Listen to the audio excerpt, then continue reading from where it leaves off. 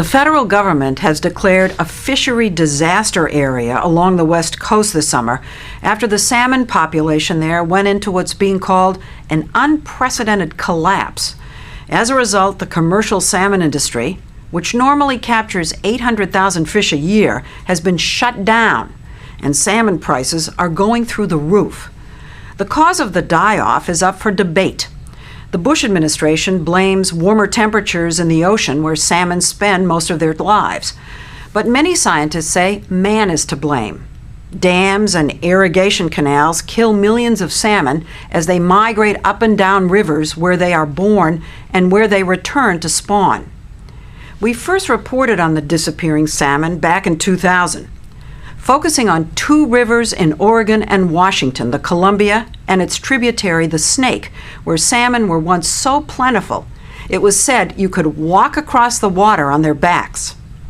The question then, and still today, is whether 4 dams should be torn down to prevent the salmon's extinction. Under the Endangered Species Act, the government is required not to let that happen, and the lengths the government is going not to let that happen and the billions they're spending not to let that happen are staggering. The measures are so elaborate, the observer is left to wonder who thought this up.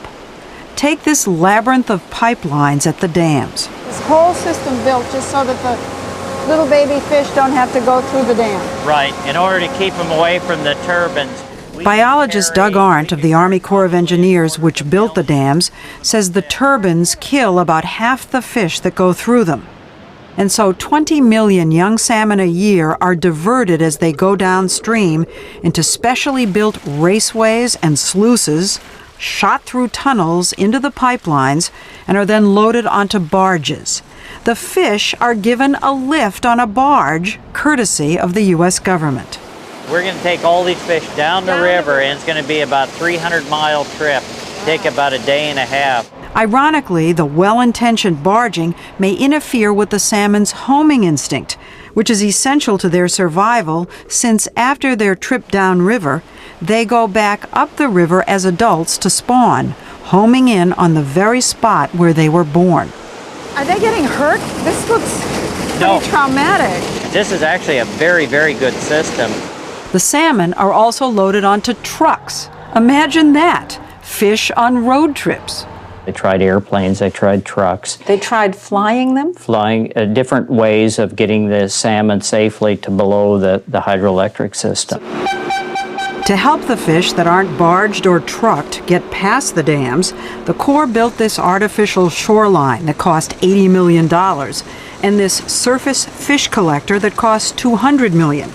But after 2 decades of spending, the results are dismal. Coho salmon are already extinct, and runs of Chinook and sockeye salmon are on the endangered list. To stop the decline, environmentalists are insisting that some of the dams be torn down. So now Northwesterners are facing a choice between their beloved salmon and their beloved dams. Bruce Loveland is the former president of an industry group that lobbied to keep the dams. These dams are still providing very, very cost-effective power, about 0.5 cents a kilowatt hour. I mean, that's much, much lower than any place in the country. You probably pay 10 cents or 15 cents a kilowatt hour for your power at your home. In the 1930s, starting with Bonneville, the federal government built 6 dams along the Columbia River. Then in the 60s and 70s, 4 more dams went up on a tributary called the Snake River, once the mother lode of salmon.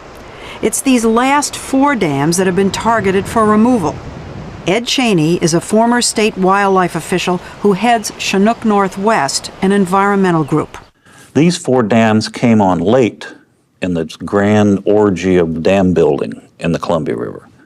The salmon, frankly, were doing fairly well. Not good, but doing fairly well with all these other dams in place.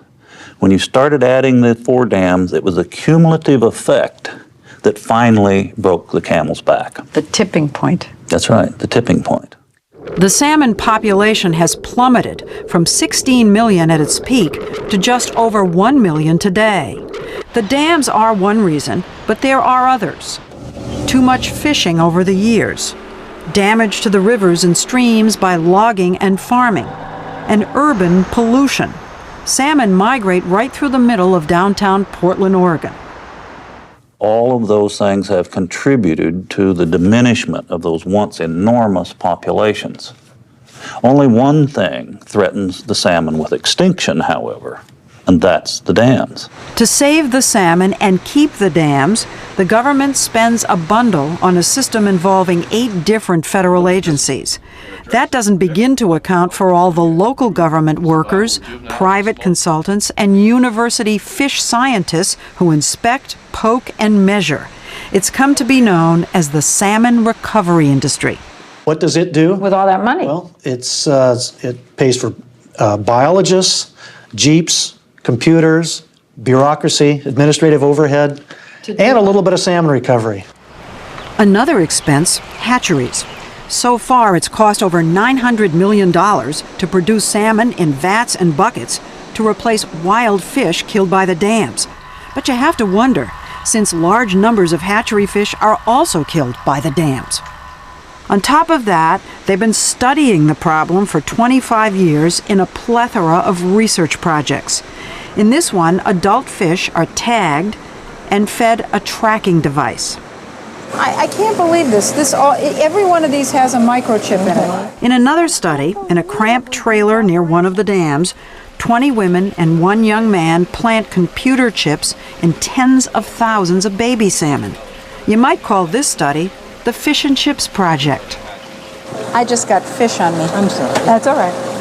You're now initiated. I'm in the sisterhood. Okay. Scientists get more information from RoboFish, We call it a sensor fish. Yeah. a rubber beauty filled with sophisticated electronics. As it goes through the dams, its sensors record the impact of the turbines. Price tag, $5,000 a piece, but they're reusable. What's that That's a Chinook. But if you think it's all high-tech, meet Lucille Worsham, who for more than 15 years sat all day inside Bonneville Dam, staring at an underwater window as one of 65 professional fish counters.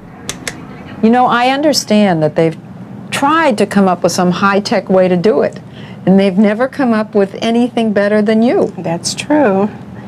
And we're glad we fish counters. Lucille has documented the decline of the salmon. This year, she's seeing a surprising increase, which scientists attribute to changes in the ocean's temperature, but it's still not nearly enough to get the salmon off the endangered list. Money. All of this has just cost a fortune, this effort to save the salmon. Billions have been wasted, not spent to save the salmon. Billions of dollars have been wasted. And that's the real tragedy here. You know, we've talked about the barging. They've got pipes, they've got diversionary routes, they've got ladders, all of this man-made, all of it costing money, but the point is to try and save the fish. No, the point is to try to avoid fixing the dams. Save the Dam Project. That's exactly right. These are save the dam facilities. Environmentalists like Ed Cheney are up against a powerful Save the Dams coalition. Virtually every politician in this neck of the woods is against removing the dams, both Democrats and Republicans. So are the farmers, who are afraid of losing the irrigation provided by the dams that turned what used to be a desert here into an agricultural breadbasket. The timber industry is afraid of losing inexpensive barging for their products. Without the dams, there wouldn't be any navigation on the river at all. Aluminum companies and other heavy power users are afraid of losing their bargain price electricity. They like shifting the focus away from the dams. What do they blame for the salmon's decline? Fishing, particularly by Native American tribes, which under the terms of a treaty are allowed to catch endangered salmon. And hard as it is to believe, your dollars pay for that too. They've recently paid, I think it's over $500,000 to purchase new gill nets for commercial harvest by the Indian tribes. Harvest of the salmon? Harvest of the salmon. The endangered salmon? Yeah, that's right. And Wait, the government is buying the nets? the government is buying the nets. You can quite literally, go on the banks of the Columbia River and buy an endangered salmon for $2 a pound. He's right about everything but the price. We found Yakima tribe members selling Chinook salmon out of the back of a truck, but at $4 a pound. How much is that? 64? $64? Yeah. You can put the Indians out of business and the fish are still going to go extinct. Because Why don't we stop giving the aluminum industry all this cheap electricity? Why don't we stop subsidizing the waterway transportation people? Why doesn't somebody else have to give up something? Everybody wants to beat up on the Indians who are catching a tiny few fish. What's wrong with this picture? Whether the dams stay in or eventually come out, either way, there's no end in sight to the spending. $500 million a year and rising. And as we've seen, a lot of it goes to correct the unintended consequences of man's good intentions. Okay, so how did these guys get in the act? The Caspian terns. They're salmon predators, but they eat so many, it's putting a dent in the government's rescue efforts. What's the Army Corps of Engineers doing about it? Moving, relocating the terns to a different place where they won't take as many fish. you're kidding. Actually, I'm quite serious. But the same Corps of Engineers that's now trying to move them brought them here in the first place. The terns weren't here until the Corps dredged the river and created this island right in the middle of the salmon's migration route. That done, they decided it would be nice to turn it into a bird refuge. By 1998, 20,000 terns had settled in. This year, as the Corps started to move the terns, the bird lovers swooped in. The Audubon Society went to court and got the project stopped, but not before $600,000 had been spent. Now, is it true that the Corps is actually combing through tern droppings or guano to recover the computer chips to see if they've been eating the salmon? I wouldn't say it quite like that. What I would say is the researchers are going through with rakes in the sand. This could give new meaning to the term government waste.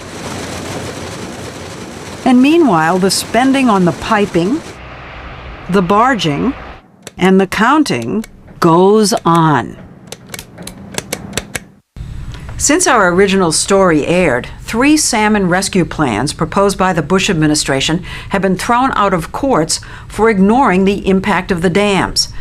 In all, the federal government has spent $8 billion on salmon recovery, and the fish are still endangered.